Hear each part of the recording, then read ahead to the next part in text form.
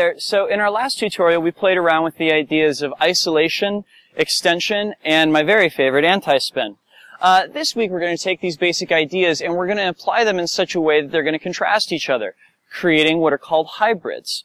Now, the beauty of working with these in double staff is that you can stop at any point in a hybrid and decide that you're going to switch both what kind of movement you're going to do or if you're going to do a hybrid at all, right? So let's start off with the basics. Now, on the very basic level, the idea of a hybrid is that you're combining together two dissimilar patterns, right?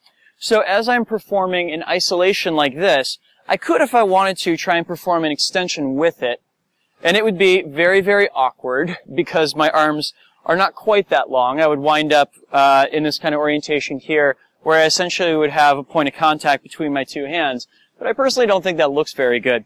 What I think looks a lot better is when I put together a contrast between either an isolation or an extension and an anti-spin. So for example, if I'm starting right here with both my thumb ends pointed in, I can have one of the staves come up in an isolated movement, so I have my pinky pointed out to my right-hand side, and I'll have the other one come up in an anti-spin movement, yeah? I tried doing that at the same time, so with right hand I'm thinking thumb out, with left hand I'm thinking pinky out, and boom. You note how the two staves look like they're turning in different directions as they go up? That's totally deliberate. Now, I'm going to bring them up in either the same fashion or I can switch them up. So, for example, I can have my right hand now do isolation as my left hand does anti-spin, like so. Or I can switch it up so that my right hand is doing anti-spin as my left hand is doing isolation. I could maintain that same pattern all around. And what I'm looking to do is try and get back into those relationships where the two staves are locking up in horizontal and vertical lines at each of the 4 compass points. And I can just cruise through that if I wanted to, or I can really try and make each of those moments pop. Yeah? I can also do this in other timing and direction combinations. This is part of what makes hybrids so fun, is if I wanted to, I could say go up with the two hands together and come back down with them apart.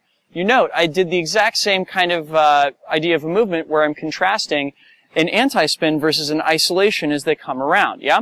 The cool thing about this is that in these anti-spins, specifically the 4 pedals, they're actually rotating just as much as they would be in an isolation or an extension. So when we have these moments when they separate out, they seem to be holding parallel the entire time because they're turning the exact same amount in the exact same amount of time, which I think is really cool.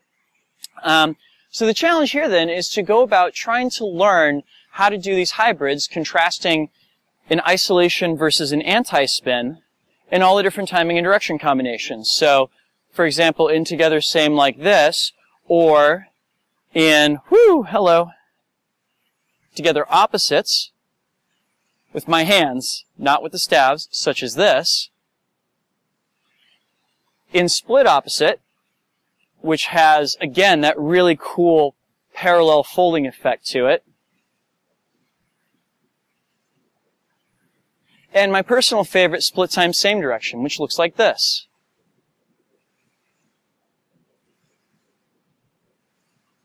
Now, split time same direction kind of breaks with the mold just a little bit. Appearance-wise, it looks a lot like together same does, wherein the two staves seem to be contrasting rather than moving in parallel to each other as they would be that's still split time same direction, as they would be, in together opposite, such as this. So you get your choice between having those parallel lines that fold up or having that kind of contrast where it looks like they're always spinning away from each other. And as you may have noticed, in order to make these hybrids happen, essentially whatever direction my hands are going, be it opposite or in same direction, the staves are going to have to operate in the opposite one. So in order to make my hybrid work with my hands going together same, or in split time same direction, the staves have to be turning in opposite directions. When my hands are going in together opposite,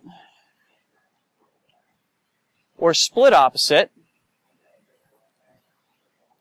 the staves have to be turning in the same direction, yeah? So, go forth, learn all of these different hybrids, and we'll talk a little bit next week about transitions between all of these things. Ooh, exciting. Anyhow, thank you guys for watching, and have yourselves a good one. Peace.